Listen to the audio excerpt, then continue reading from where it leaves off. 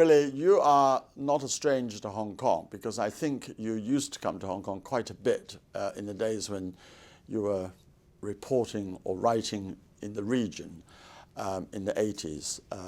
And I remember you doing a pamphlet on Hong Kong soon after Tiananmen Square. Have you been back to Hong Kong recently, or have you been there back regularly? I wish I had been more regular. I first went to Hong Kong in 1970, I think, when my first trip to Vietnam to cover the Vietnam War. And I went frequently to Hong Kong and loved it, always, through the 70s and the 80s. And then, as you said, after Tiananmen Square, I published a pamphlet called Kowtow, which was very critical of the British government for not giving a lot more visas to Hong Kong Chinese who wanted to come to Britain on their British passports. But then you came after 1997, about, I think, 10 years ago? Yes, I'm afraid 10 years ago was my last trip, so I'm longing to come back again. Of course, in the meantime, you have become an expert in many specific characters in history, from Dubček to the Shah of Iran, Rupert Murdoch, and I think lately the Queen Elizabeth, Queen Mother. So you've been a premier biographer. How does the life of a biographer pan out? I mean, do you pick a character and then what do you do? Because I think people like to know how you would want to write about a whole book on somebody else whom you might not even know at the beginning.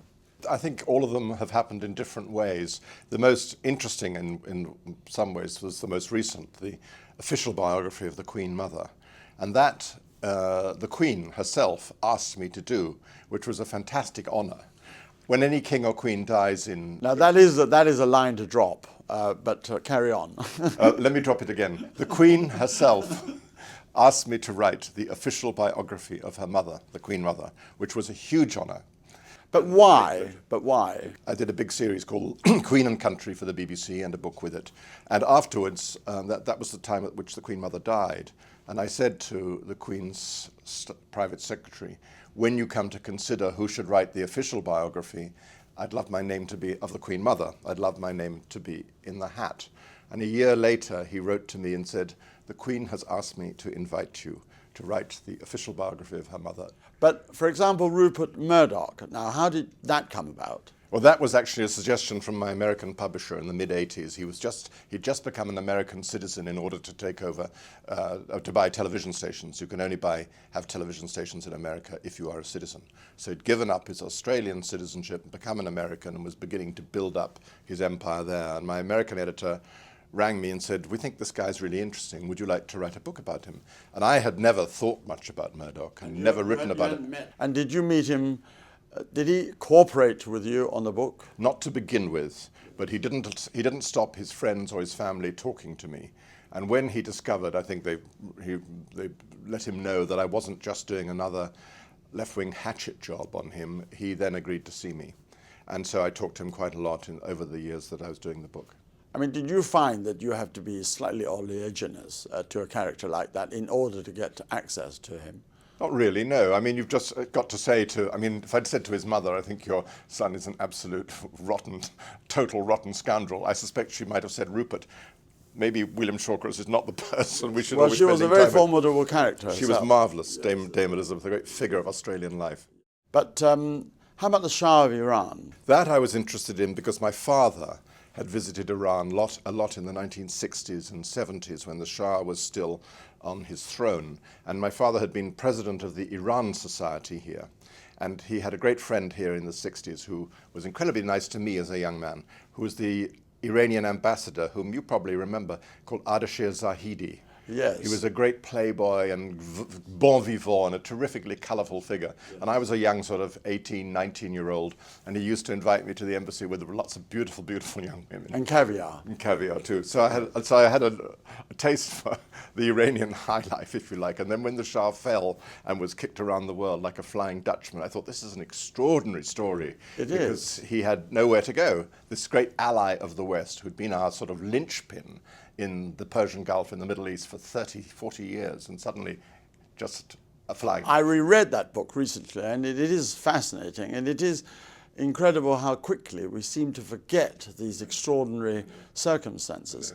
Mubarak is the one that comes to mind, when he has been ostensibly an ally of the West for so many years, and suddenly he was dropped, like Daily Mail would drop somebody. There's a phrase that I quote at the beginning of the Shah book about states behaving like this. De Gaulle, who's a brilliant leader, once said, "States, les États sont des monstres froids. States are cold monsters." Well, there it is. And then Dubček as well. I mean, he was obviously a extraordinary character during the Cold War, as it were. And how did you come about? In 1968, the Czechoslovaks tried to revolt against the Russian oppression, and Dubček was their communist leader. He wanted to create communism with a human face, as he called it.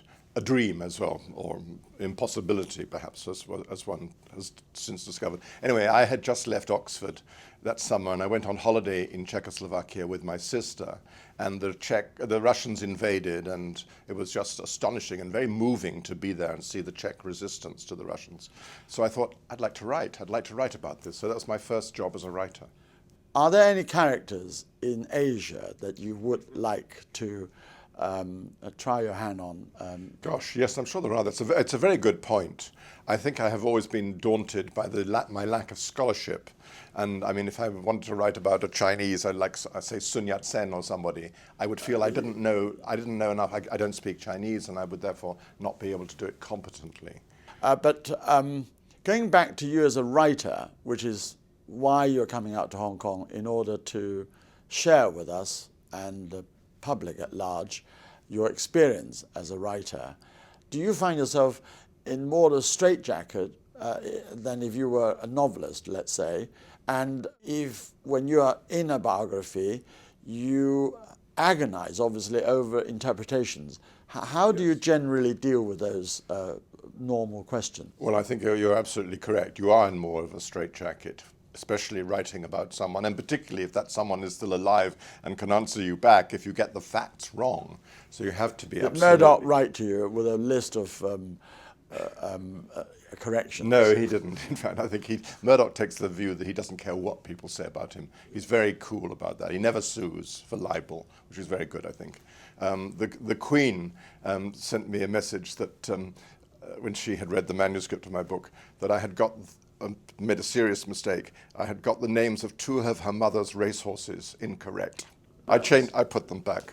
I corrected that fault. But you're right, and I mean, but the key word you used is imagination, and I'd love to feel I had enough imagination to be a great novelist. I think a great novelist is a much more wonderful writer than just a biographer like me, and I wish I could do it, but I doubt that I can. But do you think that the life of a person, I always think, is never one aspect, obviously, many aspects. And therefore, sometimes when you catch them at a particular moment, you might magnify that to emphasize a particular point. And do you find you might have a difficulty, or you find them as particularly interesting as a reflection on their character?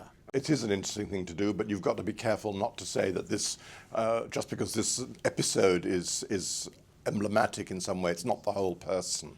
Final question is this, and it is one of my eternal suspicion that de facto or ex hypothesized, when you're writing a biography, you are always trying to have the benefit, or you always have the benefit of hindsight, and yes, therefore you tend to fit facts into your imagination or your interpretation. That's true. And do you have to be very conscious that that doesn't happen all the time? I think you do. You have to be very aware, and you have to be actually quite humble.